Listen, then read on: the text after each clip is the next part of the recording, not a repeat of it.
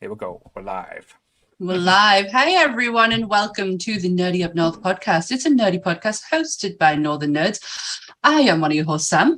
And I'm the other host, Paul. And we are joined by two of our team podcast, Grant, who everyone is very familiar with, and we have a returning character in Michaela. It's been a while. We've not been on It's been since a while. Been since the Disney episode. Is that correct? I think so. Yeah. Yes. There's not much specialties. Apparently, Disney and serial killers. Well, it's probably got a lot of goes hand in hand these days, but with that aspects. But yes, this is part of the spooky season, and we're in full throw of that now since we've done the Freddy debacle that was last week. Oh, it was fun. It was, and YouTube kind of trying to give us a naughty tuck down and let us come back up, which was confusing as hell. But yes, so we are going to do this episode all about serial killers. So this is going to take a different beat to our normal episodes, where we talk about fun things we like and things we enjoy. I don't think this is going to go down the same route, but I think it'll be, like I say, an interesting topic to get into. So I'll let Sam do a little bit out the way that she gets very excited for each week. Oh, Michaela's not been here for this one. Don't look too scared. I do like your Sasha Velour picture behind you, though. Just a quick one, just quickly before we get into the nitty gritty of this week's episode. How you doing?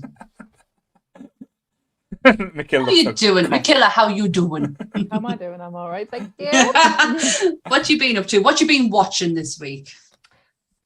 I watched Hocus Pocus 2 yesterday, and I thought it was absolutely incredible. Loved it. I thought it hit every nostalgic hit it should. I thought it was quite still an original film. It was fun. It made us smile. I absolutely loved it. And it got us right in the mood for autumn and that, because I am not a fan of this time of year. Oh, why not? Well, I don't like horror films, really. I hate The Dark Knight. It gets us very depressed. So I'm kind of trying to embrace it. Candles, nice horror things like witches, which I do like. Witches and everything spooky. Yes, I did watch Hocus Pocus 2. And as I said, I did enjoy it, but as me and Michaela had a discussion last night through Instagram, it needed more talking cats. I'm sorry. It felt it was lacking. I strongly disagreed, apparently. We are very opposites, me and you. Someone who was born in the summer and loves the winter, and the other one born in the winter and loves the summer. Yeah. We are very strange. What about you, Grant? Have you you watched anything interesting? The one that I was looking forward to the most this week was the new Hellraiser film. And and it's a film. Definitely. It's a film. Is that what you just said? It's a film. Yes, that is what I said. I could give a little review, so to speak, but it would need spoilers. It's all right. And that likes horror, that likes a little bit of gore and a little bit of kind of cerebral horror would do well by it, but it's very different what we know and love, and very different to what we know and hate from a lot of the sequels. But I'll take it on face value. I've got a massive crush on Pinhead now. With it now, like I say, being the female version, or like I said, androgynous version now he's saying. That'll probably be the best. Still hot, mate. Doesn't matter. Doesn't matter. Either way, you're not bothered. Certainly. Like I say, I'm trying to think what I've watched. I watched probably something that we're going to talk about in a few weeks when it comes to the Werewolves episode, Werewolf by Night, which was easily one of Marvel's best things they have produced and did for a long, long time. It was entertaining. It was proper old school. If the thought that Doctor Strange multitude of crapness was basically the Marvel's first horror film, that was quite wrong. This was Marvel's first venture into horror, and they've done it brilliantly. I am going to watch it.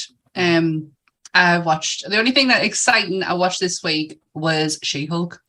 Oh yes. Fucking She-Hulk. Oh my god, that episode was amazing. Yes, we got Matt actually not being all dark and brooding, and actually being quite charming, happy, go lightly, and just looking like he was enjoying life for once, which is quite nice to see for Matt Murdock. But yeah, it was so lovely, and it was nice to see. That suit was just, I loved it, and I thought they were going to go full yellow suit, and they didn't, and it was really nicely matched. I thought he felt more comic style, Matt. And I loved seeing that. And I've had a few people message on Instagram saying that they felt that they lost what they built from the Netflix one. And all I could say to that is, I couldn't give a shit. It was fun. That's what Daredevil. Well, exactly. He is dark and brooding, but in that type of comic or that type of entertainment, it's good. And he's just like say going around shagging all the superheroes, which again, good on him. Go for it, Matt. Exactly. No idea what you're talking. Oh, Michaela She-Hulk, it's so good. I think you would actually like it. I think you would. It's cool. It's funny. Stop forcing stuff on your sister. I stopped doing that a long time ago. And his granddad's trying to behave himself now. I'm trying nothing. I'm just waiting my turn. Yeah, he's biding his time. He knows I'm going to fuck up somewhere. I always do when Grant's on. It can't be helped. Right, how we're going to get into the nitty-gritty of this. Am I going to do the disclaimer?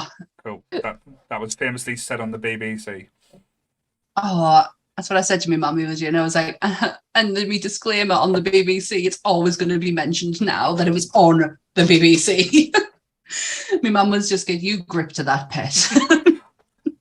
Right, so everything discussed in tonight's episode is our opinions and our opinions alone. If you would like to discuss anything from tonight's episode, please come and join us in the Facebook group where we can have an open discussion. What we won't have is anyone coming for us and telling us our opinions are wrong. We can all agree to disagree in fandom, so let's keep it fun, keep it kind, and keep the toxic behaviour out of nerdism. Yes, well said, very well said. I think that's an important message to have, especially in these days with a lot of, like, say, negative and, like, say, quite different opinions, shall we say, when a lot of media now is coming out and there's a lot of dicks online and it's just getting annoying. let's be honest. But yes, to put it plainly, people can get fucked. But yes, this episode is going to be a bit different to our normal, as we said. Normally we do talk about things we love, things we actually like enjoy, and like what we like normally talk is like our top fives and stuff. I don't think that's really fitting with the subject matter for this episode with the class of serial killers. We're not going to talk about our favourite serial killers.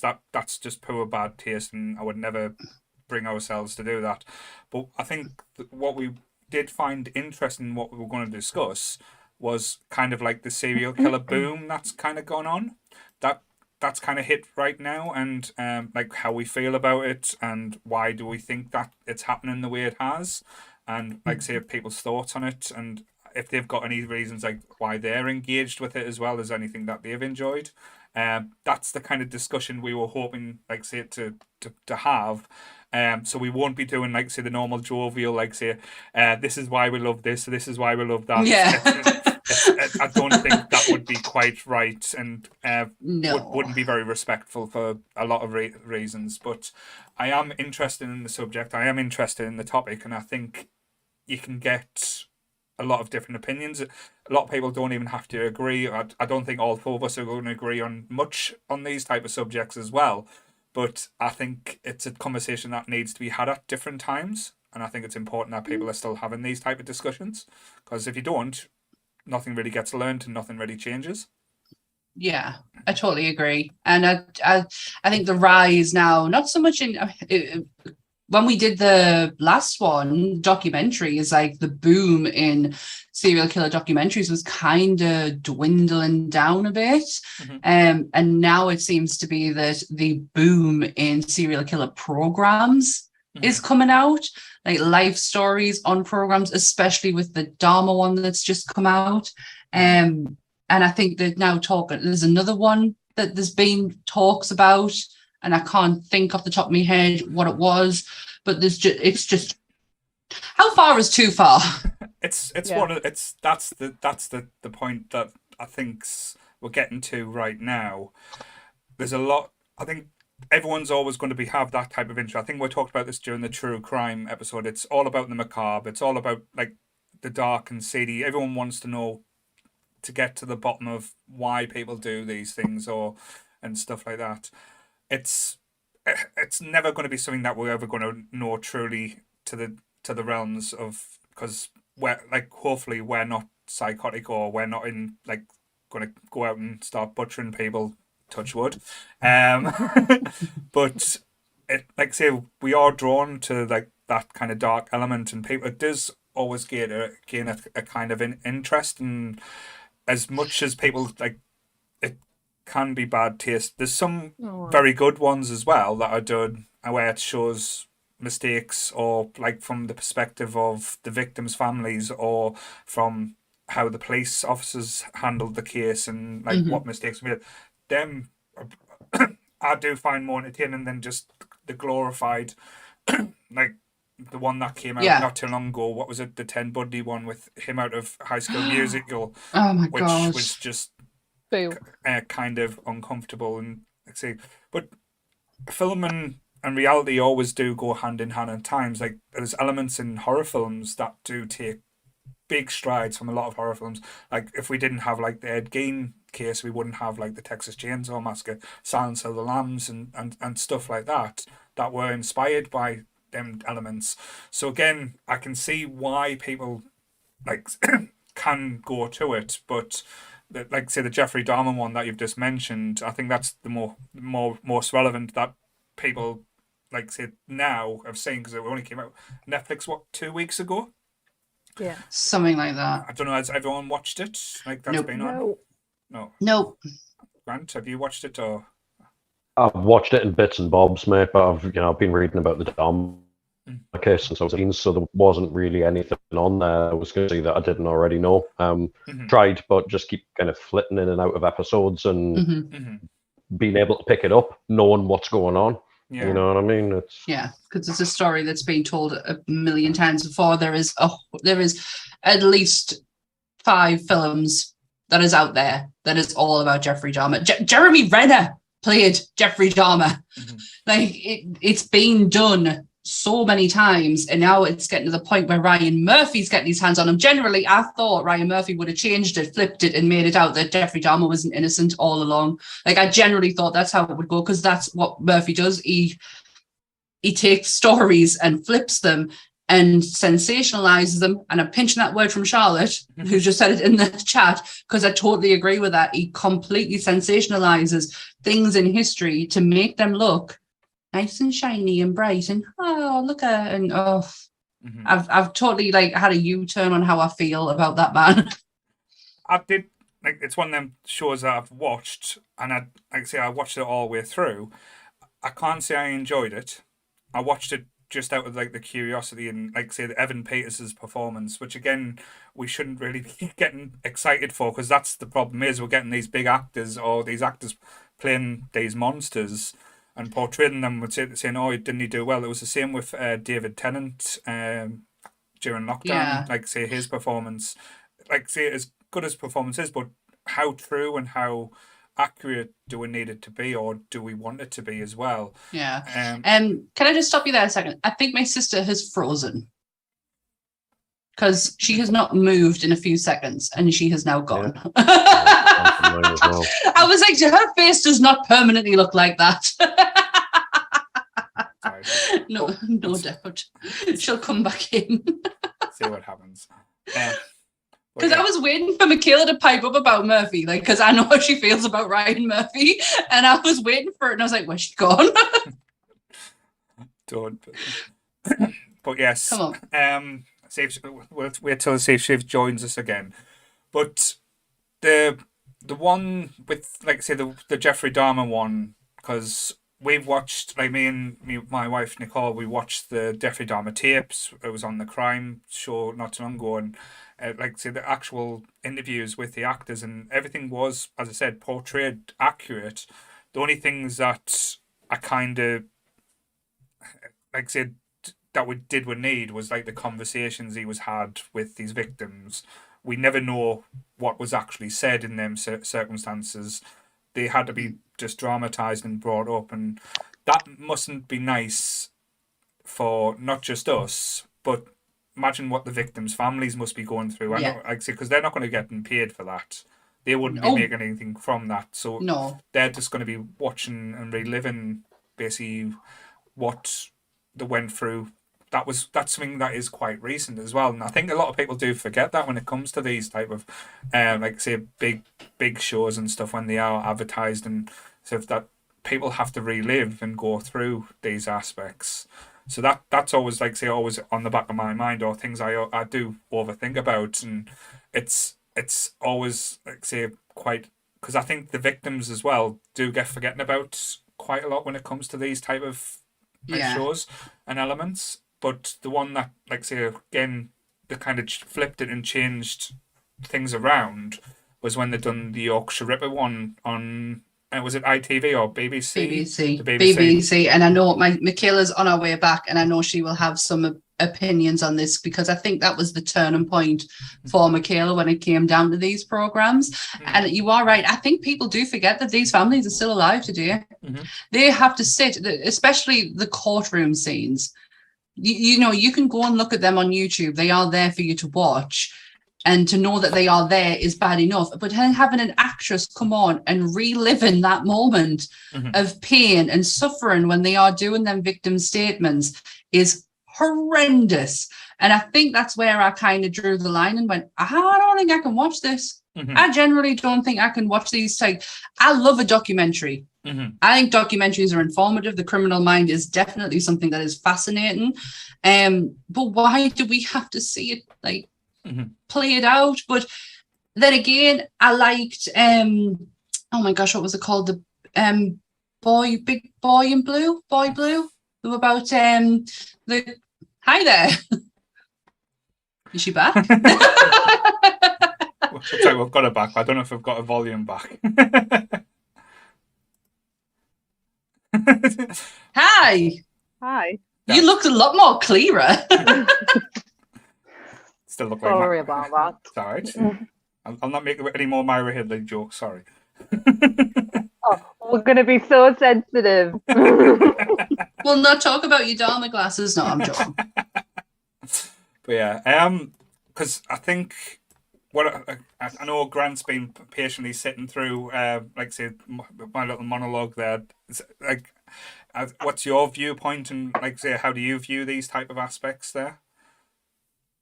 I mean, it's always when it comes to dramatization as to where you're going to draw the line between the true events and artistic kind of freedom, like creative freedom with it, to be able to kind of go and add the little bits for the sake of drama. And it often happens when we take anything and put it on film, regardless of whether it's true events or book adaptations or whatever it might be. There's always going to be something that gets kind of chucked in there by the writer just because they think it might sound a little bit more engaging. The serial killer medium is kind of done this well sometimes, but sometimes it's, I think, been really, really disrespectful, which is that from a cinematic perspective, I enjoyed the Bundy movie that came out. It was about 10 years ago now.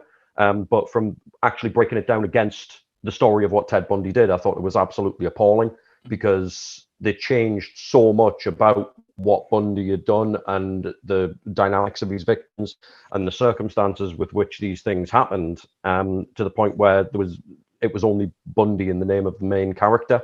And from what you were saying about the disrespect towards the victims and that kind of stuff, those kinds of adaptations, you know, they really are a gut punch to anybody that was involved and still alive. Like I say, it depends on your writer, it depends on your director, it depends on everything. They've done it to both ends of that spectrum quite badly or goodly. Well, whatever, you know what I mean. No, I totally get it, and it's always like an interesting view, because you're always going to get the two sides of the coin, where people say that you shouldn't forget like what had happened, which again, I totally do see that point. But like it's when they're profiteering and making things out for entertainment purposes that it can, like, say, border on, like, say, when you hear about the documentaries and stuff, and as I said, the BBC one about the Yorkshire Ripper, when it went on about the police investigation and how they completely fucked up and was treating, like, because they didn't look into it properly, purposely, because these women didn't matter because they saw them as prostitutes and they were lesser beings, and showing the absolute fucktard. I'm sorry, I'm getting losing my shit here. How the police operated and trapped these women, it infuriates you, and them are the lessons that should never be forgotten and we should always take away from that. Yeah. This guy would have probably been caught a lot sooner if they'd just done their fucking jobs properly and not they treat like these women as lesser beings. Yeah, but the scary thing is, still happens today. It still goes on today where the police just can't. Where if a killer targets a group, like you got gays, blacks, prostitutes, if they're targeting them, the police will generally just leave them alone and they can get away with it. Like Dahmer did exactly the same thing. I absolutely adored the BBC Yorkshire Ripper documentary. I think Michaela told us to watch it. And I was so infuriated by it. It wasn't just the fact the way they were portraying the women, they were forgetting that these women were fucking struggling. Like they weren't they weren't being prostitutes for the sake of it. There was a reason behind. They were fucking on their arse. There was no help out there for them, and they needed to feed a fucking family. I hated how that came across. I know Michaela felt the same. Well, I don't know what Michaela's doing. Definitely, but again, this is why I have my hearers, yeah? Yeah. Yeah.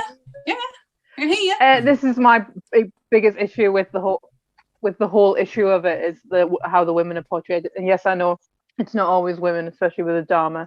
And we're saying there they needed to survive in that. They weren't prostitutes. No, they weren't. Oh, were they not? None of them were prostitutes. They just go out and go out and party, or like they needed a break from the kids.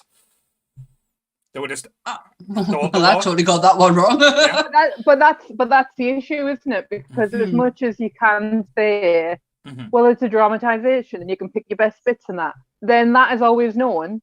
The women who Yorkshire Ripper killed were prostitutes. The women who Jack the Ripper killed were prostitutes. Very doubtful that they weren't. And these women actually had stories and families and backgrounds, and they are just literally put there to be a victim, and that's it. Nothing more, nothing else. And you know, the Ted Bundy thing, the reason I have an issue with them doing their telling that story over and over again is like, not that these women were better or worse than anybody, but they were going to college, they were going to change the world, they were going to have families, they were going to have these incredible lives. And he just took it away like that, and no one gives it. Like, it's all, but wasn't he handsome? Yeah. No, he was not handsome. He was not. And a big thing I hate, it's like, oh, well, you know, we're going to tell the nitty gritty stories of this. You never have Zac Efron shagging a corpse, do you? Because he did do that. You know, you're going to pick and choose when there's going to be the nitty gritty of it. And it's like, why don't you tell the real story? Because what he did was absolutely disgusting. But you want to pick the sexy bits. Yeah. Don't you? Totally to make it sound, it dries as insane. And I love true crime. I have a real hard problem, and probably is going to say things that contradict another thing I'm going to say. But I just think it's time, especially with the actors and the dramatizations of it. Just stop. And I will give examples of good ones. There are some really good ones out there. But literally, like, you stop getting your sexy superstar people to play the most heinous, because what's happening now is it's going on TikTok and people are going, and I know this is just a certain amount of individuals, and I'll stop me rant in a minute, but they'll be like, well, he wasn't that bad. This is about Jeffrey Dahmer. He wasn't that bad. He would kill them first and then do fucked up things. So I didn't know what was happening. Isn't he really cute? And I'm like, this has got to stop. This is disgusting. Mm-hmm. That is bad. You form a really bad relationship. It's just Yeah. really bizarre. I saw one on TikTok where it was like Ted Bundy in the streets, Jeffrey Dahmer in the sheets. Are you fucking kidding me? Oh my god! Grant's face. It's terrible though. Yeah. It's awful. And I know that so Lee mentioned in the chat there that these families don't go out their way to watch something that's been dramatized of their life. But it doesn't have to get shipped around on the likes of TikTok and Instagram and Twitter. It's there for them to see. Then it's still present. They can never move forward from it. And I do get what he means. It's plastered all TikTok for a week after Jeffrey Dahmer came out was literally just all about Jeffrey Dahmer. Either it was clips from actually the real court case or clips from the show. It was still there to see all the time. It looks like Grant was going to churn in with something. No, well, I agree quite wholeheartedly with most of what Michaela said there, but there's one bit about the casting of Zac Efron that I would really, really disagree with, in the fact that he was supposed to be there to play a handsome, charming Bundy, because it's based on Bundy's girlfriend at the time at which he was arrested book. It's very much from her perspective of having to deal with a guy that she was kind of idolizing and very much in love with. And I think in that sense, they actually got Zac Efron right, because how I can never pronounce a second name, Klopper. The girlfriend's surname, Elizabeth, her name was. She did idolize Bundy. She thought that he was going to be like a knight in shining armor. She calls the book The Phantom Prince. Sorry, I don't want to kind of go off on one. I'll kind of be shouting you down, but just with that element of it, I thought they did very, very well with getting Zac Efron in there, not because they were trying to glorify Bundy, but they were trying to do justice to how Elizabeth viewed Bundy from the point of view of the novel. It's like that's her interpretation. Her interpretation of him is this. I totally get that. She was.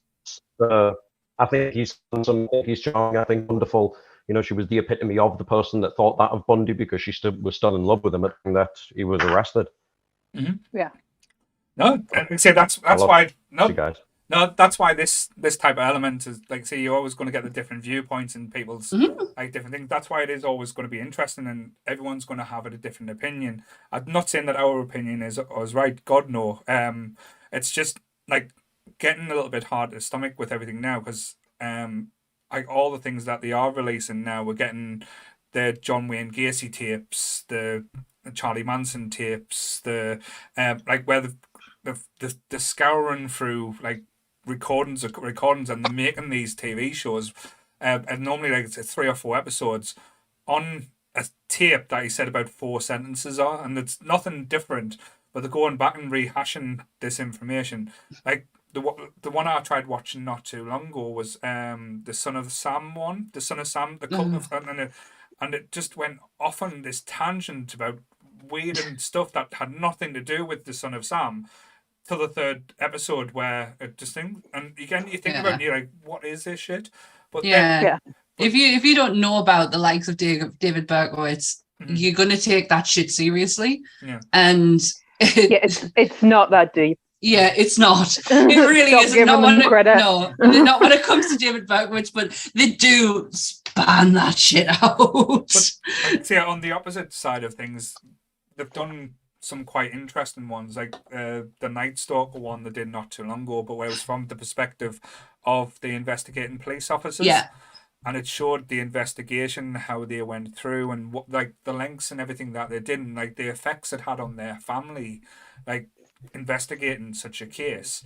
And it was done in a way that you thought, again, this is new information. This is not glorifying it. This is just basically finding out the process. And again, we all, I'm not going to say we're not we're horrified, because we all are interested in these type of aspects. Some more than others. Like, fair enough. I know they do these things in, like, say, all around the northeast now, where where they do serial killer talks, where you can get like a professor that do like almost like a lecture on the minds and different types of serial killers and how, like, say, there's the sexual pervert ones, there's the thrill seeker ones and stuff like that. I haven't been. I know my wife's been. I think you've been. Have you, Sam? You went to one, or did you not go? No. No, I didn't go because I generally thought I'd know more than them. I was like, that's how my brain was working. Like, no, I haven't been. But I do want to go back to the Ted Bundy tapes just for a second. Mm-hmm. Did they use the one where he talked to the priest, or was it a different? Because I know he did a load of interviews because he loved to talk shit. But was it the priest ones that they did? I can't remember off the top of my head with that one. If it was the priest ones, he took them for a fucking ride. He said everything that they wanted to hear about, like, blaming it all on the devil and shit like that. And it was porn. Porn. That was it. Porn. He literally they planted the seed, and he just went, "I'm going to run with this." And he pretty much had their life on them interviews. And I didn't know if they'd use them as actual gospel, because he talked so much shit in them tapes. But then, as I said, with all the different type of TV shows, there was Charlotte's just pointing one out in the chat. One I did actually love was the Mindhunter one, but it wasn't about the serial killers. It was about the FBI, and they started the profiling and how they would, like, categorize the serial killers and how they went to the penitentiary. Like, I've gotten the name of the John Douglas. I know the name of the guy who like the main serial killer who, like, haunted it. Ed Kemper. Ed Kemper, yeah, and he was just literally terrifying in the show. But he's such a fascinating creature, though. Mm-hmm. He's got like one of the highest IQs. Mm-hmm. He quite openly will say, "Do not let me out of prison. I will do this again." Mindhunter. Oh, read the book. Read John Douglas's book. It is a massive. Let me pat myself. Yeah, let me pat myself on the back, John Douglas. You did a good job. You did all this by yourself. When he completely misses out the fact that he had such a massive team behind him. Kemper is somebody who, the scene where Kemper stands up and he shits himself. Mm-hmm. That did happen. What I really despised about that show is the BTK. I hate him, Dennis Rader. I hate Dennis Rader so much, and they had that theme going through the middle of it. And John Douglas had nothing to do with Dennis Rader. Yeah, and I did not understand why they had that running theme of him running through it. I just didn't get it, because they wanted a big bad, and that was the whole thing. It wasn't really going to be that wasn't going to be the be all. But like I said, again, this is a dramatized show. Oh, I know. I just. Could they not have picked anyone else? Dennis Rader is an absolute dickhead. Well, he's one of but as he said, it is one of the biggest serial killers in America that nearly got away with it as well. That's the thing, because I think it goes deeper with Rader. Mm-hmm. Rader's so nice. He bucked the trend as well, didn't he? You know, everything that they thought they knew about serial killers, they had Rader's profile completely off, didn't they? Mm-hmm. They thought he was like, they literally profiled him as the polar opposite of what he was, and he did just stop. Mm-hmm. Rader only made himself known because, well, God only knows why he made himself known. Because it's not like he went back on a spree. He engaged with them and they caught him. Because he was so narcissistic. He named himself. So he named himself BTK. But because they got it wrong, that's why he started to communicate, and that's what was his downfall. But then Grant's just answered your question. Why were they using them in that program? Because, as I said, it's a dramatization where they were going through the profiling of serial killers. No, I understand that. So if it was, because it got cut off at season 2, I know it was being cancelled. But they said the end game was the BTK killer. That probably would have disproven everything that they've been working for. Right. That makes sense. That's the idea I kind of got. Never got why he was running main theme through it. I was like, there's so many more people that John Douglas has encountered, and they used him. And it's probably just my distasteful hate for the man that I hated the idea that he was running, like he was there. Well, let's be honest, you're not meant to like these people. So if you said you liked any of these That's these true, people that's we're talking true, about, it's just- I'd be questioning your sanity even more than I That's normally do. No, that's true, and I totally get that. It's just him. I think there's things like that Mindhunter, and I know there was an episode in American Horror Story with the hotel. Oh God, where they had like a serial killer dinner party. it's awful. And I just think it's really distasteful. I think it can be done well. I think something like Monster is a perfect example of something that is done well of a even though I would sometimes say Eileen Warner isn't a serial killer, but that's just my opinion. And it's that like it's that like defying role, and it just there's a bad taste in my mouth of like the Dahmer thing, as this is the most recent one and a good one to reference. I think he like bulked up for that. Like it seemed like he got really. I have not seen all of it because I just did not find it entertaining to watch. But I've seen scenes where he's like got his top off and everyone's like, "Wow," which is fine because Peter, what's his name? Evans Peters is a very attractive man. But when it's related to Dahmer and like sexualizing a serial killer, that just leaves a really bad taste. And it's like, and I know it was a TV show, but it's like, oh, they'll get awards for this. Like Dominic West played Fred West, and then got an award, and she got an award. I can't remember the actress's name. Emily, and it's like, can't think of her name. Sorry, I know who she is. This defining, and I don't know. There's just something that leaves a little bad taste because it's like I really got into their heads, and I think we're giving too much credit. They were just horrible people. Yeah. They weren't like steamy. They weren't, as we've figured it out. They weren't like amazing, and that's how they got away with it. No, it's because they were either killing women who no one cared about, killing gay men who no one cared about. You know, killing the minorities type thing. Killing the people who they don't like. That the police were like, oh, right, whatever. Like, a big thing. Because before I'll. Sorry, Paul. No, that's fine. It's just I agree totally with what you're saying, and again, that's like where they did get away with it because police inevitably or police, like say, either homophobic, racist, like they took like the Dahmer case. It actually did happen where he took the young boy back in the house because he said it was his boyfriend and he didn't want to deal with any gay shit. That's basically the word that the cops used, and he said afterwards they needed to get washed after, and that's on file.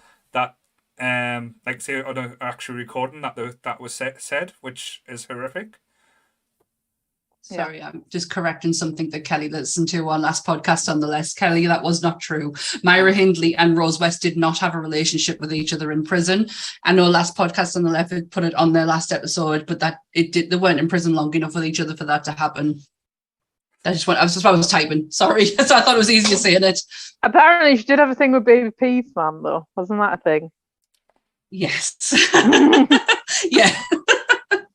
How do we know that? But that's inside scoop. but during the information that you were saying, though, Michaela, there, because that's the thing. Because I was trying to look into this as well, because there's lots of different definitions of like say like different kinds of killers and stuff. But to be called a serial killer, it's not really that much you have. I know it sounds horrible, but it's not really that much you have to do to have that definition. It's basically all it says is people who you've killed 3 or more people, which to me it always seems like it had to be more to be classed as a serial killer, which again it's kind of like a glamorous title for like say these type of people. But I always think the American ones do always kind of like the glossy and shiny things to them, and always try and big them up, almost like they are out of like a horror movie type thing. Where the British ones, it's always like quite dirty and seedy, and it's just like nasty and type thing. As Sam's just not even listening to us, just listen to the chat. Listening. No, I am listening. Sorry, I'm just making sure I haven't upset Kelly. That's all. I completely agree because maybe it's like a budget thing or something, but I think like ITV do really good dramatizations I think they're great. Like they did a Stephen Lawrence one, which was brilliant, which was more about the police and his mom. Mhm. And the one that I really wanted to talk about was Four Lives. I think Four Lives, what came out this year, which was about, and I cannot remember any of the names, but it was the grinder killer who killed 4 gay men over here. Oh, I have not seen it. It was Stephen Merchant who Yes. played, but he wasn't the main guy. Mhm. He was there because obviously he was in the story, but it was about the parents. Mhm. And it was just done so well. Great acting, very simple. You know, like I think with obviously America have bigger budgets, you know, Netflix, and it's always going to look, in quote unquote, better. But I just thought how they told that story. And the thing is, I think serial killers are kind of always saying there's something in the past. Mhm. That happened like a couple of years ago. And Yeah. the same thing happened. They did not want to touch it because it was about gay men. Mhm. They didn't want to lay their hands on it. They didn't want to think, because what was happening and how they thought they were dying on like just, I can't remember what kind of drug it was, but they were like, it was a party gay drug kind of thing. Mhm. And it was just like, this is absolutely bullshit. And they Yeah. just didn't want to go there because they were gay. Yeah. That happened the last, I don't even think it was like 5 years.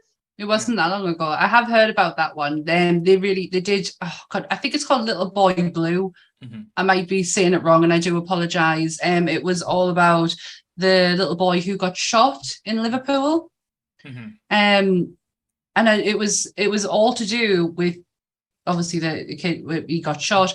They showed that part, but it was really on the investigation and the shit that the police had to do in order to and I love that side of it where you are seeing either the rights and wrongs of how it was done, especially Stephen Lawrence. That was a hard one to watch.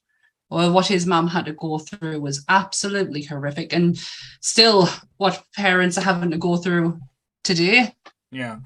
Well, if we're not talking if we stay away a little bit from the dramatization side of things and actually talk about like the true life stories and stuff like that, and how like the press kind of like portrays them and stuff. I know from I say when I was younger and like used to hear all the stories and like when anything used to happen, like anything nasty, like the things like they used to plaster on the newspapers and stuff were just adherent. And like say the stuff when Howard Shipman came out and stuff was just like it was ghoulish at the best of times.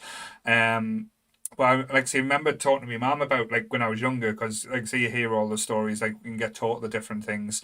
I know like I wasn't obsessed is the wrong word. I was interested in them. It was murders, and I would try and find out, like read information, and hear about like Ian Brady and Myra Hindley and things like that, and the crimes they committed. I think it was because it was towards children. It kind of had a different effect on me, and it like scared us a little bit more. And I talked to my mum about it, and I was like, is any of these type of things like actually scared you when you were like a young girl and stuff like that? She said the only time she actually got scared was during the Yorkshire Ripper, when they started thinking he was from the northeast as well, like say, and like say the hoax tapes and stuff. She said that was the only time that she generally did feel unsafe, and she didn't go out on a night time because of it. Wow. So it did have that type of like resonant effect. But was there any like say cases that kind of had similar or like effects to use like when you were younger, when you were growing up, that like I'm not saying like took an interest, but like where you kind of like wanted to know more about, if that makes sense?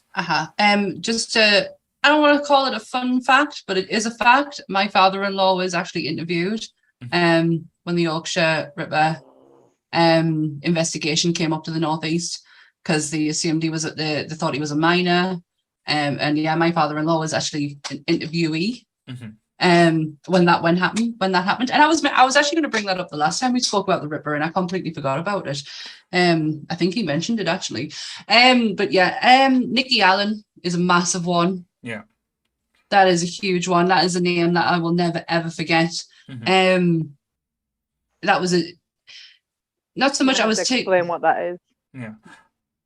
But it's a difficult one, because that's one, like I said, because it's not classed as like a serial killer type of no, it's element. not. It was just a crime that happened, and we still haven't got the resolution for. Unfortunately, I think that's because it happened so close, and we were at the same age as Nikki when that happened as well. So that would have been upsetting. It was like a young girl that got killed in Sunderland. Like I say, Hendon Docks, wasn't it? I And think Bonded, so. it was where the Bonded warehouse is now. Yeah, and it was like literally she walked from her mother and her grandmother lived like flats apart from each other, and she walked from one to the other and was never seen again. That was literally it, and it was terrifying at the time. It was what, the early 90s? Oh, Early 90s, and I think it was on Crime Watch, and like to have your hometown on Crime Watch was like the program alone was terrifying enough. Then to see Sunderland on there was even more terrifying. Yeah, that stuck with us, that one. It still does stick with us. Because I don't think we'll ever find out. I don't think there's anyone being arrested for it. Emma's just pointed out in the chat that someone's been arrested for it recently. But I don't know too much information about that. So No, me neither. What about you, Grant? Are you still there? You still here with us, Grant?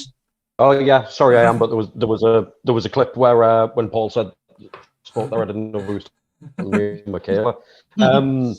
The one kind of weird homegrown one actually end up being a serial killer. He was an intended serial killer. I went to college in Dighton, and at the time that I was in college in Dighton, there was a guy surfaced called Dennis Harker.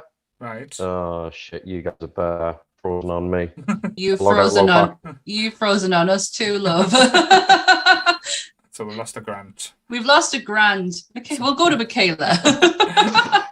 Over to you. Nothing really. The only thing I really remember as a child was Dunblane. That was a big one. But I'll talk about more recently. Is literally last year, and this is how I've kind of like changed me. I change constantly, but I did a project. So I'm an art curator and I do arty things. And She's I did a an project. artist. Well, I'm not an artist. I haven't got that much talent. And I did a project last year all about femicide, and it was about femicide in the UK and Mexico. Femicide is just the murder of women. And learning more about how we treat victims is kind of the thing that's kind of really just opened my eyes basically. And I kind of knew a little bit about it, but like, so obviously, was it? Oh my god, the last 2 years are such an absolute blur. Like I can't remember which year's which, but when we were doing a project, and in that project, Sarah Everard died, and she got murdered. And watching that, being so focused on femicide and actually like living a story, and it wasn't really her, like it was brutal and horrible, but having that actually like live whilst you're doing a project about femicide, because you're so embedded into it, and it wasn't her story, it was other people's stories that never got the same attention. Nice. So she still to this day, her name is like what's it called when you what's called the tweet thing was when it's like trending, that's the word. Trending. Yeah. And like his and Wayne Cousins, who meditate trends all the time because things change it. And anyway, it was the sisters of Bieber Henry and Nicole Smallman, and I apologize if I haven't said their names right. They were murdered before Sarah Everard. They got stabbed to death in a park on one of the birthdays, and they got left there. I think the brother or one of the partners found them there, and when the police got there, they were taking pictures of them, their dead bodies, and joking and putting them around the WhatsApp group. Right. And it really just never got any of the attention it should have got.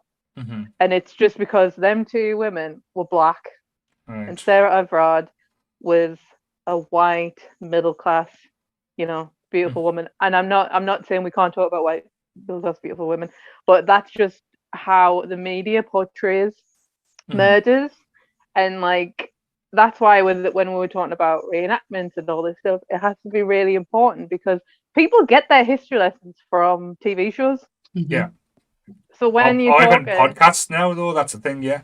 yeah. Mhm. So I think you really do, as much as I get artistic differences, but then maybe do with Silence of the Lambs if you're going to do an artistic Mhm. interpretation of something. Because I honestly think it should be fact.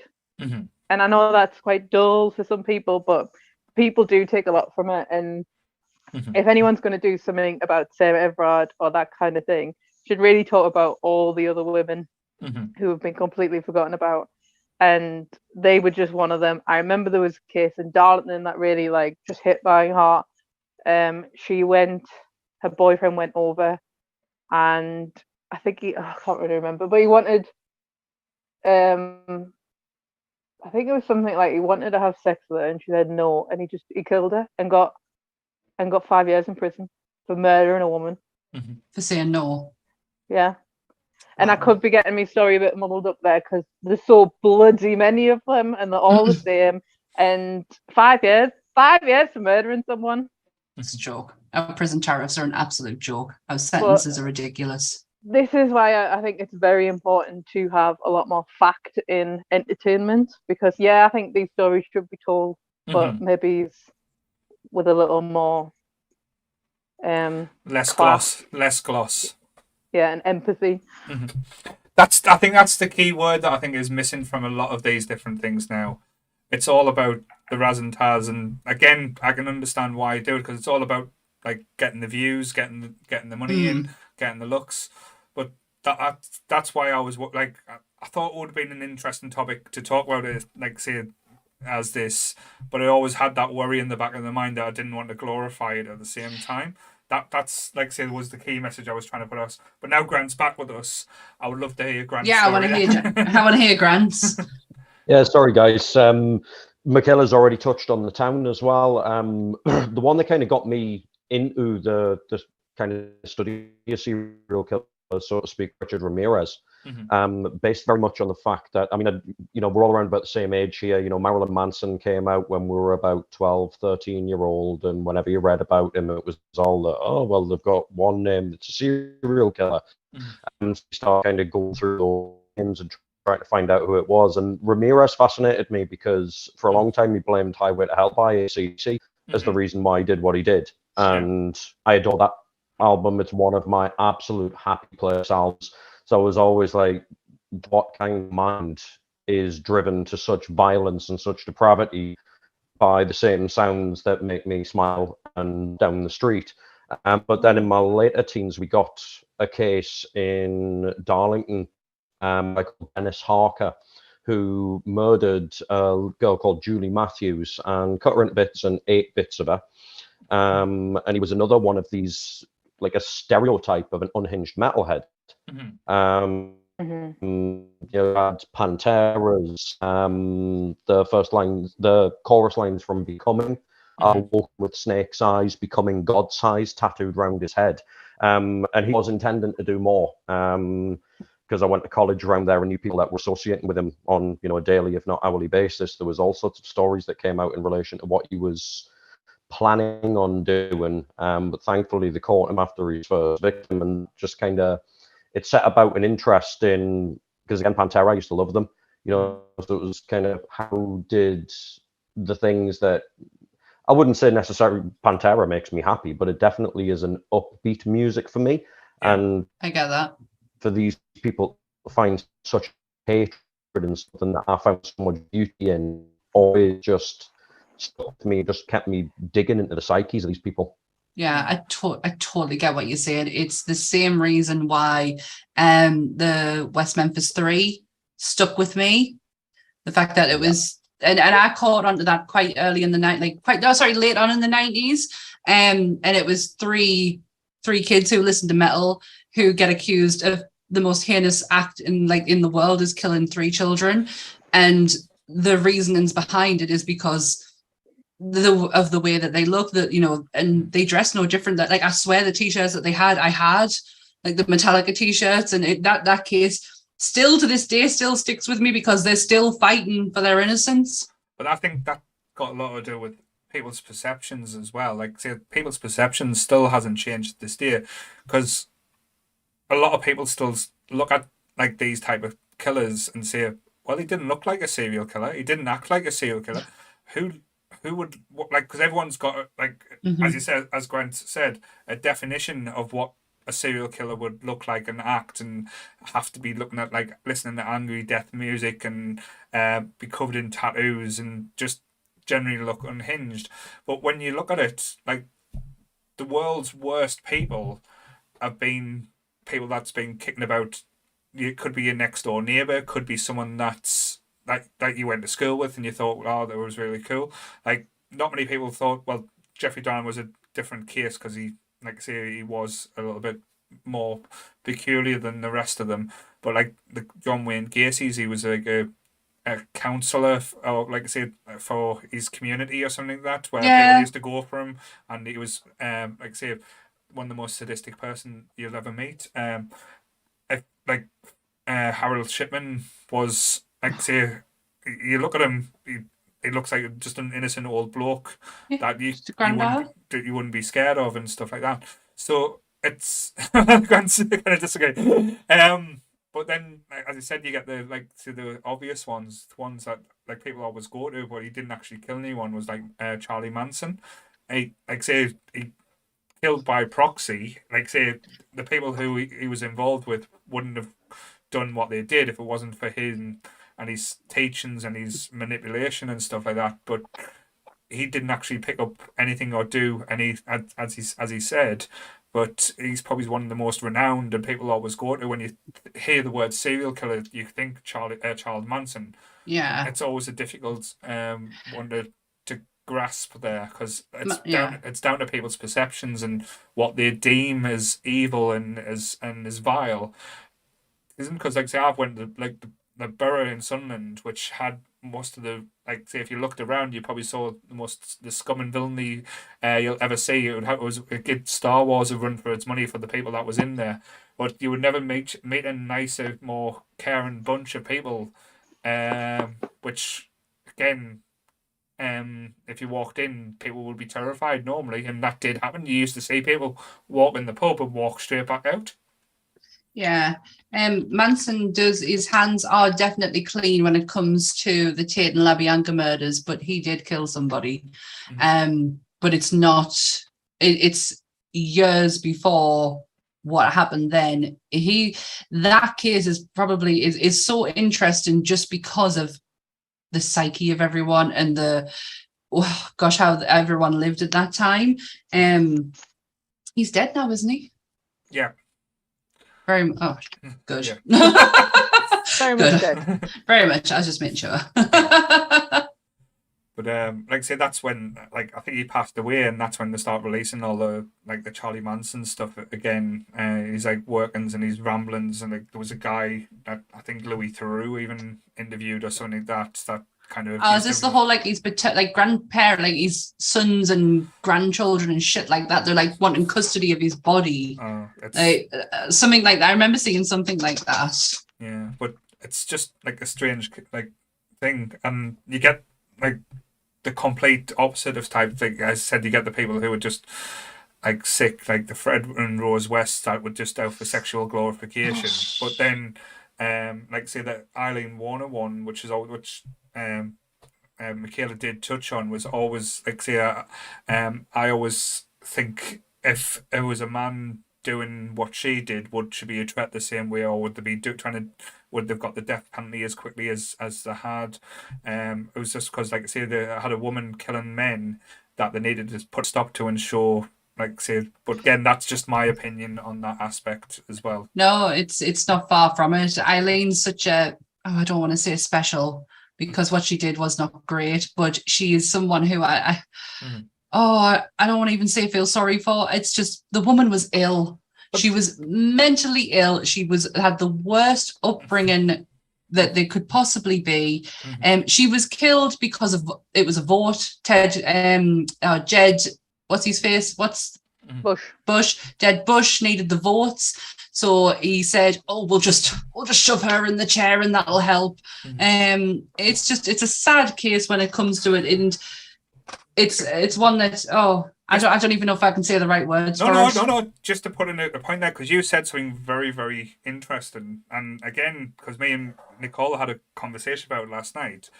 I do think in certain aspects you can feel sorry for the people who's committed these acts, but you can't feel sorry for the acts they committed. There's a big difference there. Yeah. Because, like I said, there's people, they've done what they did. You can't take that back. But as I said, there's still mental health issues. There's still people that, like I said, that went through when they were younger. There's the inexcusable people as well. Certainly, like I say, beyond reason, you can't ever say that, like you would ever wholeheartedly forgive the people who do, but you can feel sorry for them, and I think you can show it. That's the key word, though. That's why we're not serial killers, because we've got their empathy. It's such a hard one to put into words when it comes to Eileen, because I never want to forgive what she did, because you can't forgive that part of it. But Eileen is so much more. It is deeper than the killing, if that makes sense. Yeah, I have a sort of controversial take on what you controversial there, Michaela? Never. Now, this doesn't mean I believe that this happened, but it could have 100% from the industry, from the places she was with, from her background, from some men. All them 5 people could have done something horrible. And you know how it's always like one person raped and then like it snapped and then that's the narrative everyone holds to. Yeah. I wouldn't be surprised if every single one of them people did something to her or try to do something to her. And then she just was like, I'm not taking this shit anymore. I am not saying that's what happened. No. I am just saying this is why I have a hard one when it comes to Eileen One. It's not all female serial killers and people who did horrible, because there are some evil women out there too. It's just there's something about her story, her background, and there are people where everything you do, you get shit on. You have the worst life going, and I just feel like that was her, and maybe her take on the serial killer was more just like, I'm sick of this shit. Yeah, I've had it. And there's a moment where she's with Nick Broomfield. Have I said that right, Kayla? Yeah, I think so. Yeah. Yeah. Where she's ranting and raving because she all she wants to do is just get her execution date up in front of she's done with it. And I think that's a lot of her. She's just done with it. And then when he drops the camera, the whole facade just drops. And it's like, I have to do this. Like, no one's going to believe anything I say anymore. I have to start ranting and raving because it's the only way I kind of get things moving. And it was the programs with Nick Broomfield, don't get us wrong, there's a lot of things I don't like about Nick Broomfield. But what he did for Eileen, I thought was incredibly touching. He exploited that situation, though. Oh, to a degree, especially when he brought the second one out. The first one was enough, but it was something that needed to be seen because the narrative that was told of Eileen was not cut and dry. It wasn't just straightforward like everyone thought. There was so much more to it. And in the first documentary he did, he really brought that forward. And the second one, I get what you mean. I think it's a complete bias on me. I am a woman. I am more sympathized with women and women's stories. So maybe I'm like down with all men. But I just think with that one in particular, I think there's maybe more nuance. I don't know. Or maybe I'm looking. Maybe it's me looking too much into it, and she just really wanted to kill these men. I don't know. Yeah, but it's a weird one because I think like I don't know who said it a while back there. People kind of think serial killers are in the past or like an old term. You don't really hear too much about them these days. I don't know if that's more to do with like it's harder to get away with murder or get away with these type of acts now. Is there better care for people in these type of situations where back then there was no one you could talk to about these urges or anything like that? Or again, are people just getting better at hiding these type of situations? Because I do think that element would never go away because in man or in any like type of course, there's always that going to be an inherent aspect and stuff that never will leave because there's always hate in the world, there's always brutality, and there's not enough kindness in the world type thing, which again is a pretty bleak way to look at it. But it's just I don't like what like. Do you think like them aspects? Is it all the above, or is it just like say, are we just not? Are they just like as I said, is the police or everything just getting better at not leaking this information publicly anymore? I think they're still out there. Mhm. I think I think media are very careful on what it is we see these days. But again, I do think you're right. I think it's too hard nowadays to get away with the likes of what's happened in the past. Mhm. Ring doorbells are the future. They capture everything. you can't if you walk past a ring doorbell, you cannot escape. Like it's all there. Like, oh, I don't know. I'm finding it very hard to talk with in this one because it's such like because I don't want to say the wrong thing. There's nothing wrong you can say. Don't worry. Like say, no one's gonna. You not can't say anything offensive. It's like say it is a sensitive subject we're talking about. But again, it's just like say how you feel and like say how you feel is not a wrong thing about it. It's Yeah. just it's always like say I get interested about like how like things go on and stuff. I know they always make jokes about it and stuff like that. Like recently in the new Sandman TV show, they had a serial killer convention where it spelled it like Yeah. as like a serial like cornflakes and stuff, and you had all these inherent people doing talks on how to get around it, how to exploit money from people and stuff like that. And again, I wouldn't be surprised because the way America is, that element isn't always there, and like say it isn't that thing. But I think that's the difference with because you said there the media is careful. I think in the UK wise, they Mhm. are very careful in information they do give out, and when it does leak, it does get blown out. But you know, if you've been in America, what the media like is and everything, they have a wind and it's blowing the wrong way, and it's like, oh, this Category 9 hurricane and stuff like that. Like everything's sensationalized to the blue degree, where it makes you terrified to leave the house in America. Honestly, I've never seen news stories like it when we were there, but I think I always remember ours, Michaela, when we were watching an episode of Buffy and an Amber Alert came on. I shit myself. When an Amber Alert happens in America, it doesn't just cut through like road signs and shit like that. It goes through your telly. mhm, It goes through anything that has a live transmission.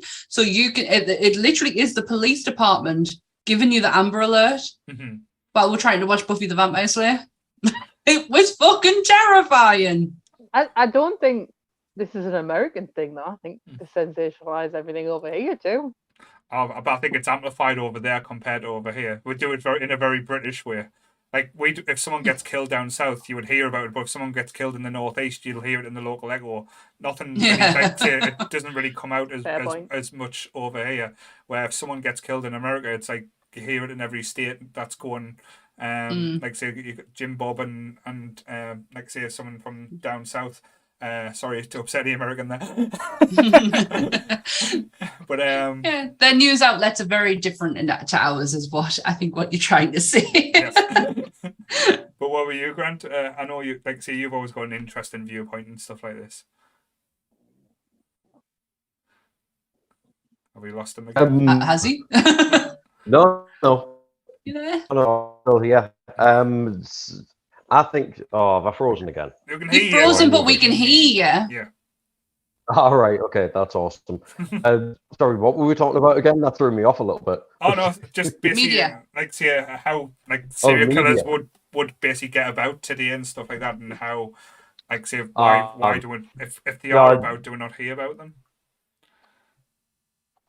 I definitely think something said for it being a lot more difficult now. We live in a world where everybody has a camera on them. You know what I mean? Every mobile phone has GPS, and the frighteningly quick advance that we've had in the last sort of 20, 30 years with regards to technology and the forensics and all that kind of thing. I do think we're seeing maybe not so much a case of, how can I put it?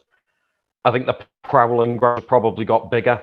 You know what I mean? You know, as the world has gotten smaller with technology, it's not a case of somebody going and killing around a city Los Angeles or Denver, like Bundy did, or something like that. You got people that will go and kill somebody in Los Angeles, and then go and kill somebody in New York, and then go and kill somebody in Seattle. If they are still operating on that level of compulsion and murder, that they've spread themselves a lot further than they ever have before.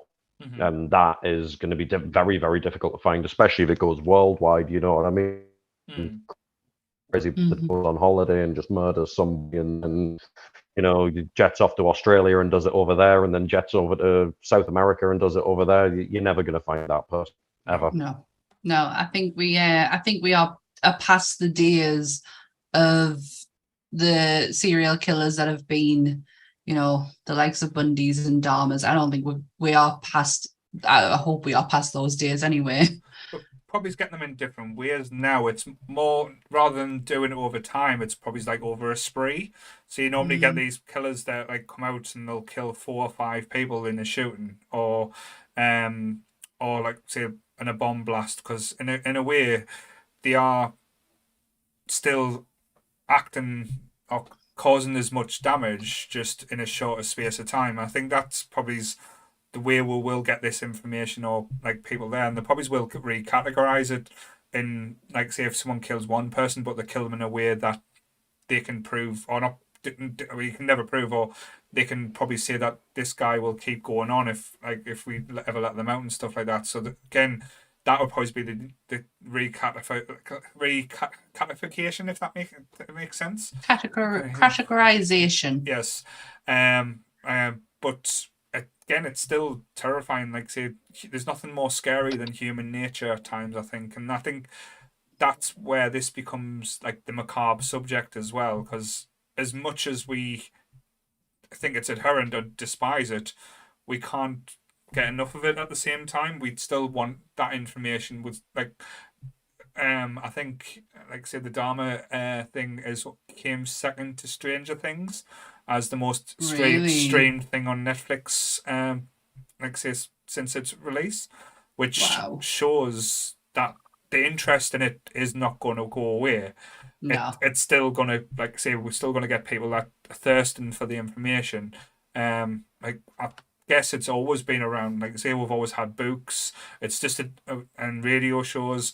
Now we're getting TV shows, podcasts, like more accessible. Yeah, serial killer podcasts and true crime podcasts, or like, say, like, because we missed a boat doing a nerdy podcast, we should have done it. Yeah, we should have done a serial killer one. One of the biggest ones in the UK, who win all of the podcast awards, Red Handed. They are. I've literally just been listening to them before we came on. They are incredibly informative. They cover such a wide range. I don't know if Michaela likes them or not. No, not really. But I'll explain why, though. I do. I enjoy Saruti and Hannah. I find them incredibly informative. I feel like they do the research. See, I think they don't do their research. They did a one about Jeremy Kyle, about that guy who killed himself, and they used one reference source. It was the documentary. Yeah, that was it. That's not research. The Michael Alec one, I will give Michaela that they did not do their research on Michael Alec. They did not. There's actually quite more than what you think that you can go and look at on Michael Alec, and they I think they took one reference documentary, and that was it. Yeah. Just do another one. Just do 2. There was someone's actually just said in the chat, I think it was David, I didn't say his second name, Sunderland we did actually have a serial killer, the Stephen Grieverson murders, when I was a young lad living in Roker. It was actually quite scary, because there was a few lads that got killed in the allotments near where I lived and burnt. He was called the Sunderland Strangler. They did a I guess that Murder Town show on crime. They did an episode about it as well. But I knew the Grieverson family. It was horrible at the time when I've never heard of it. Yeah. I remember it said just come back. This was, he said, that message had shot back. Yeah, so I remember that. It was he killed him in a flat in Roker, Roke Avenue. Right next to where Kayla lives right now. Over the road. She lives in the posh area, don't worry. Someone did also mention, I think it was Emma, the lovely Emma mentioned Raoul Mort. Was he? You want to talk about? Was he? He went on it. He Killed 3 people, didn't he? Killed 3 people. And also one. Actually, could you cast? Hang on. It was the. Did he kill? He didn't kill the girlfriend. The girlfriend survived. He killed her boyfriend. He shot the police officer, but he died later. Because he died of suicide because of his because of that. But that was an event. That was like all over Sky News. Still feel bad because that was comical at the end when Gaza came down with fishing rod and stuff. Like I remember being on the SMB, like the Sunderland message board, put like on the old forum posting like say updates and saying like because when he'd been caught and like being cornered, we're like, oh, this is going to happen, like, and then like someone posted saying Gaza's just turned up with a bucket of KFC. We were like, someone's taking the piss here. And didn't he have a fishing rod as well? He brought a fishing rod, 4 tinnies, and some chicken. Fucking hell.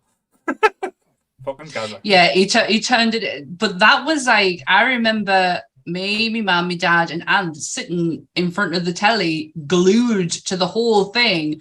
The village is actually where my dad's cousin lives now. And then apparently, according to my mum, it's beautiful. But yeah, we were sitting glued to the telly, watching that whole thing unfold. It was crazy. Like that doesn't happen where we live. Like this happens over America. We don't see things like this. Yeah, but like I said, that just turned into a farce though as well. Like they were talking about a guy running around with a shotgun, and we've got like people chasing after him, like news reporters and stuff like that, and we were like sitting like having Raoul Mort watch to see what happened next and stuff like that, and it was but yeah. That's human nature for you as well. That's the sad times that we are living in. But absolutely. So, can I just say, because I didn't answer about the new serial killer thing, is I don't think it'll be, like the boogeyman of a person. Like because as you said, technology and all this kind of stuff. But don't forget that there are things, as much as it might not be a serial killer, there are people who go missing and get murdered and no one gives a shit about. So there's a thing called missing and murdered Indigenous women who get murdered in Canada, USA, Latin America, and they are literally dumped like on the side. And this has got more to do with sex trafficking and human trafficking and drugs and stuff like that. But maybe like that is kind of the new, I don't want to say fascination, it's a horrible word, but the new way we talk about serious like murders and mass murders and things. It's more about awareness and more about letting like having more information about these things happening because you don't hear about them. And maybe hopefully the positiveness of fascination about like the interest in this could be also be the interest of stopping it too. So I think that could be a positive, like, because TV shows and films are changing. I don't think they're doing as much as they think they are, but like the Dahmer thing, well, they do talk about the black community, they do talk about the gay community. Personally, I wish that was the main focus and Dahmer was the thing on the side. Like talking about like maybe it's a group of gay black men who live in Milwaukee and that's your focus, and then why has he gone missing? And also massive thing that happened back then was the AIDS epidemic was just kicking off, and obviously men were going missing because they were literally dying. And then obviously the families just, we don't talk about him anymore. And that was another reason why he got away. There's so many amazing historical things in these stories. That's why he got away with it. And I think it is changing. There's more like that Yorkshire Files and Little Points in Dahmer, and they are changing, but maybe it needs to be a bit more progressive in 2022. That's about it, really.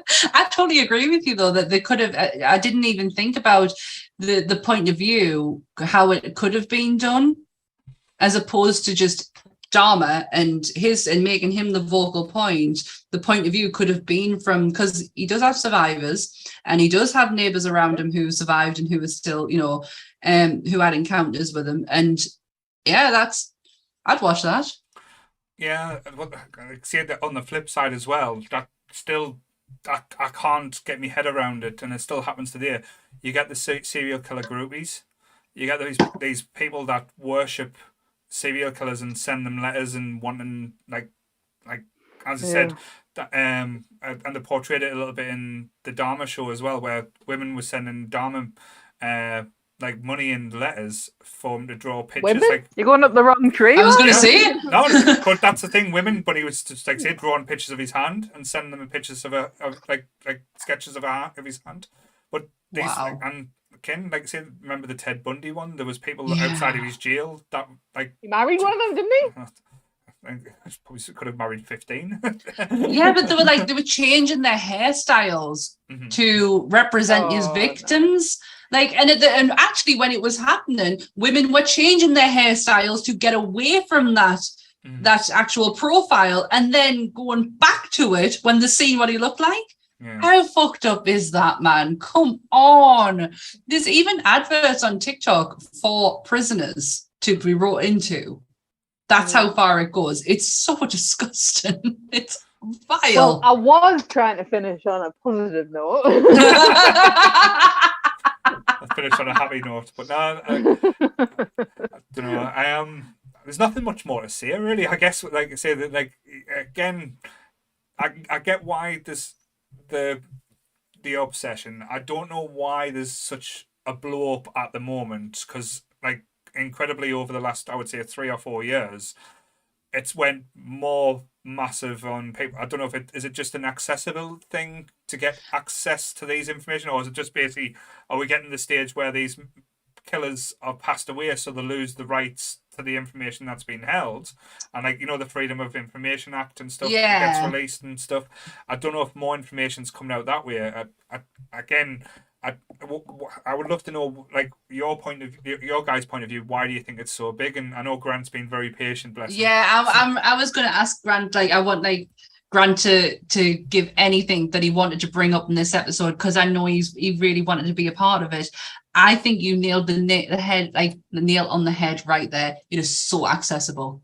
Mm-hmm. Like, true crime is everywhere, and it's like gets people so, I don't know, it sends you down that rabbit hole, whether or not you want to go down it or not. I mean, I go down many rabbit holes when it comes to serial killers, and I end up in all sorts of wrong places.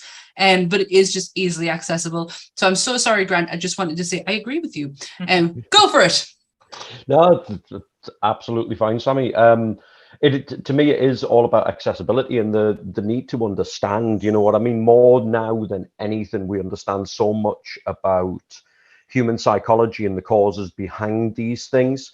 You know, we've talked about a lot of very, very bad people here. There's one kind of core value that I have in relation to all of these people and everything that they've done is I do not think a single one of these people was born evil. Mm-hmm. I think they are all a product of their upbringing, of their society, of the abuses and the neglects, and obviously the flip side of that as well. You know, there's so many different tiny little things that sculpt us into the people that we are, that society as a whole does have a thirst to understand what's happened, but the society that we also live in has a thirst to be entertained at all costs. So we've got two very, very polar opposite ends of the spectrum, in those that are fascinated by the understanding and those that are fascinated by the glorification of these things, and not necessarily that being, you know, I'd be a hypocrite if I turned around and said that the glorification of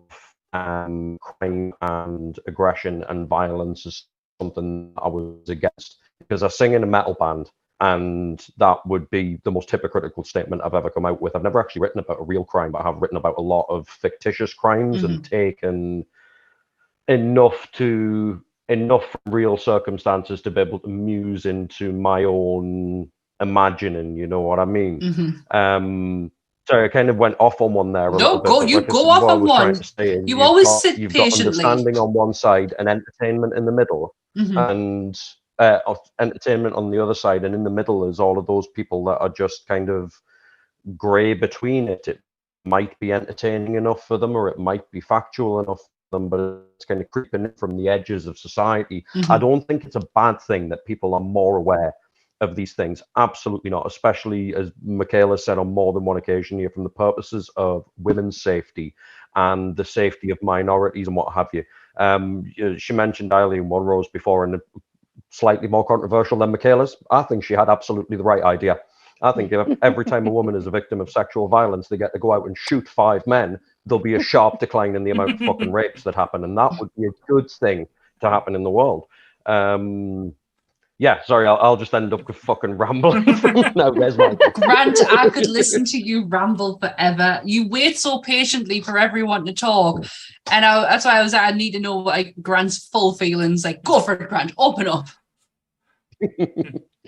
So there's plenty of cases that have dragged me in and fascinated me, but they've always been from the point of view of wanting to understand why that person did what they did. It's important to the West Memphis 3 that you brought up there before. I think was a prime example of where we went wrong in true crime coverage over the late 90s and the early 2000s, because with the best will in the world for those 3 boys, because they were very, very innocent, the 3 kids that got murdered got forgotten in a 100%. slew of finger pointing. And we all saw Paradise Lost 2, where they all pointed the finger at the biggest red herring ever, and for a good decade Mark Byers' life was completely ruined because he was a big, dumb, eye-catching redneck, and the kids' names got forgotten. Everything got forgotten aside from Damien Eccles and Mark Byers. And if we'd had the right focus, then what's his name? Terry Hobbs would probably be getting stuffed full of dick in prison like he fucking belongs. Should be.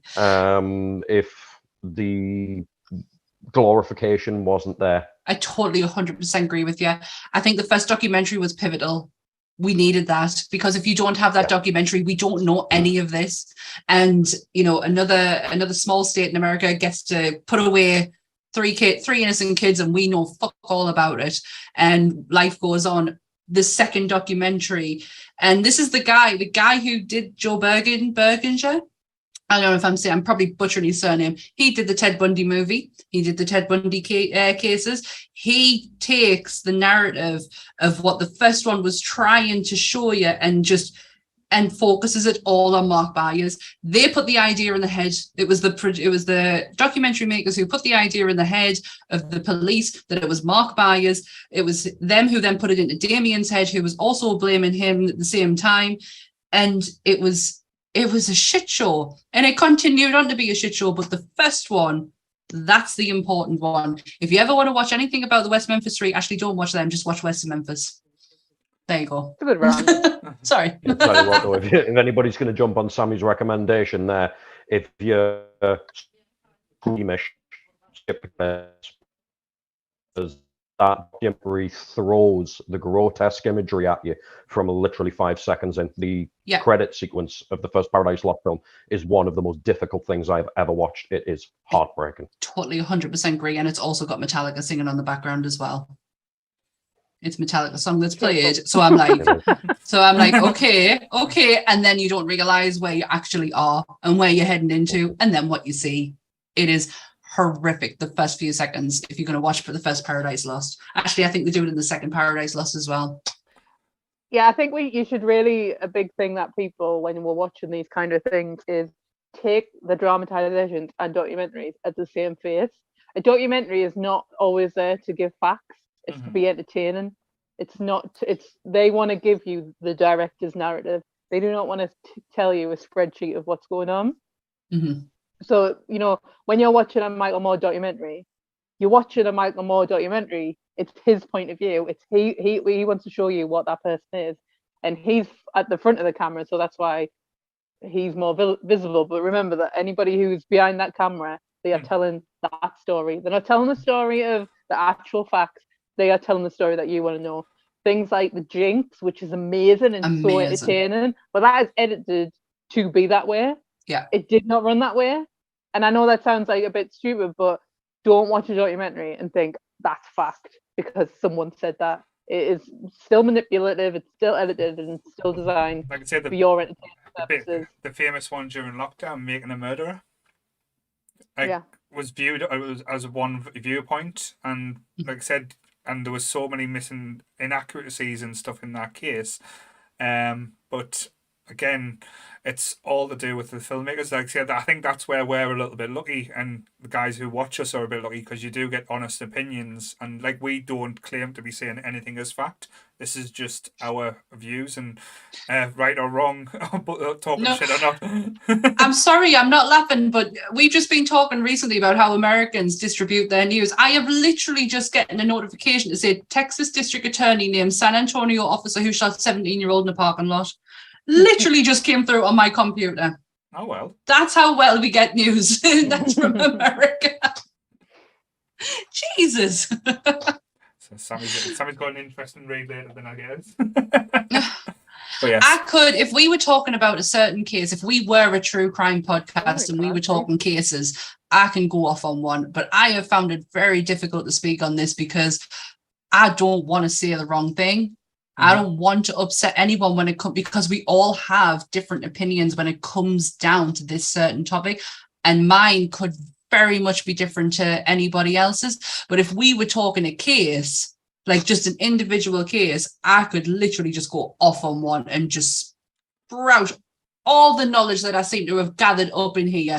But I can't sometimes put into words how I generally feel about the topic, because again, I don't like upsetting people. But let's say it's not an easy subject to talk about. It's not nice. Like I say, we made this because, as I said, we're doing a Halloween like for October, and there's nothing more scary than talking about actual events and things that can happen, and these things do thing, and that's why I thought it would be an interesting topic thing, because you are going to get conflicting issues. Like say people, like say not saying people are for serial killers, but then people have got different understandings. People have different empathy levels. Some people just say kill the fuckers, lock them all away. But again, what would we learn if we did STEM type of aspects? But again, I love what Michaela's just said there. I think that's a perfect way to end it as well, is do your own research, check out the information where you can. Don't take what you view on a dramatization or a documentary as fact and as everything that's going on, because there will be people now that watch these documentaries or watch these dramatizations get, that's what happened, that was what Jeffrey Dahmer was like, that's what Ted Bundy was like, that's how he spoke, this is the conversations we had. We've just got one person's viewpoint. There's so many different viewpoints out there. Go and understand it all. If you're that interested and you want to find out that information and you think, right, this could be something that you could be your bag, like how like movies and nerd things are our bag, that could be your bag. And again, there's nothing wrong with that. I don't want anyone to go away and think, oh, I've got this interest, I feel bad for having this interest. No, that's not God, what we're saying no. at all. It's just basically We bloody love it. That's why I'm gone now. Yeah, exactly. Like it's probably the one consistent thing that I've had an interest in since I was a kid. Like it's never ever left us, and I will always find something. I listen to true crime podcasts every single day. Every day. We're there. You don't It's listen just back like- the Nerdy Up North podcast, Sam. Yes, I do. No, I do, because I like to see where I go wrong. But I do listen to a lot of true crime. I do read a lot of true crime as well. It's just like whatever you love, like whatever cinema, whatever book, whatever. Sometimes you want just things to be a bit better, and that's it. That's fine. You can love something and then think, oh, this could be better. Yeah. But there's no shame in liking it. Serial killers and murderers and things like that. It's like Star Wars franchise, Marvel franchise. It's a whole sub-genre of entertainment now. So who would you class as Star Wars? No, we're not going to go into that. But yes, I think that's a nice way to end it. Like say, just to say nobody's wrong. Just enjoy what you enjoy. Just don't be a serial killer. Don't go out and kill anyone. That's naughty. And if you do, just don't mention our name. Yeah. When you say the voices tell you, say it was Sammy's voice. She told it was because she didn't wear pants. Oh my God. I do have a dog that's big enough to consume a human body. Just saying. Just saying. What about this one? Oh, bless him. Just pulled off there, but yeah. So yes, that was our like say forage into like our second episode into like say the crime type element, where I thought I wasn't going to have much to say, but it turns out I'm quite opinionated on it, so that was quite interesting to find out. But yes, tomorrow we are doing a special episode, a special kind of test, shall we say, to see if it works. Yeah. So please join in. I know, like I say, with it being a Monday night, there'll be a lot of people, but we are going to be watching Ghost Watch, and we will be broadcasting the full thing live. So Sammy will be watching it for the first time and see if Pipes can fuck her up. What? Yes, Pipes is going to get you. Oh my gosh. Yeah, I've never seen Ghost Watch. So this is going to be fun. There's going to probably be a lot of laughing. That's what I do when I get scared. I just laugh. You won't get scared. It's aged not that well these days, but from the time, and we'll have the discussion on why it had such a big effect and like say the elements in it. So I think it'll be quite fun to break it down. It's gonna be good. It's gonna be fun. So check us out at 8:00 tomorrow. 8:00, yes, and I think Jake's joining us as well because we're going to try and work out how to get the sound to work. Jake wants to be involved and laugh at you getting scared. Jake wants to join in on something that's spooky. Yes, Jake doesn't like spooky stuff, but I think he's going to be entertained. But thank you, Michaela, for returning, and thank you, Grant, as always. Thank you. Thanks for happening. Yes. So, what's it next week as well? What's the next episode after next week? Romantic comedies. Oh my god, my list is on my phone. It's either werewolves or trick or treat. Trick or treat. I think. Trick or treat, yes. Trick or treat. So yes, we get to talk about my little friend. Yes, talk about little Sammy. Oh, she took him out of the box. You can't give me shit. You're taking him out of the box. What did I say? Funko's exception to the rule. Harry's still in the box. But yes. But yeah. Thank you, everyone. Same bat time, same bat channel. Stay nerdy, everyone. Bye. Bye.